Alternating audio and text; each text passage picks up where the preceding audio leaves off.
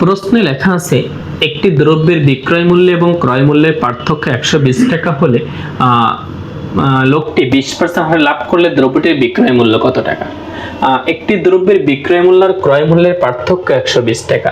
তার মানে বোঝাচ্ছে সে যদি এমনটা হয় যেহেতু লাভ করেছে, তার মানে নিঃসন্দেহে বিক্রয় মূল্য বেশি হয়েছে এখানে ক্রয় মূল্যের থেকে।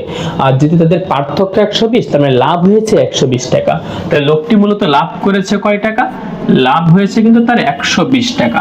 এখন প্রশ্নে কি বলেছে যে লোকটি 20% হারে লাভ করলে দ্রব্যটির বিক্রয় মূল্য কত? আচ্ছা, 20% লাভ বলতে বুঝি আপনি কোন একটা জিনিস যদি 100 টাকা দিয়ে কিনে থাকেন তাহলে সেটা বিক্রি করেছেন 120 টাকা, তার মানে আপনার লাভ হয়েছে কত? 20 টাকা। তাই তো আপনি 120 টাকায় বিক্রি করেছেন। তাহলে আপনি যখন 20 টাকা লাভ করেছেন তখন বিক্রয় করেছেন কয় টাকায়? 120 টাকায়।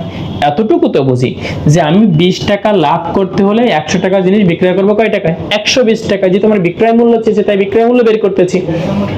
আর যদি 1 টাকা যদি লাভ করতাম তাহলে বিক্রয় মূল্য ছিল কত টাকা? যদি আমি 1 টাকা লাভ করতে চাইলে 120 গুণ হচ্ছে বাই 20।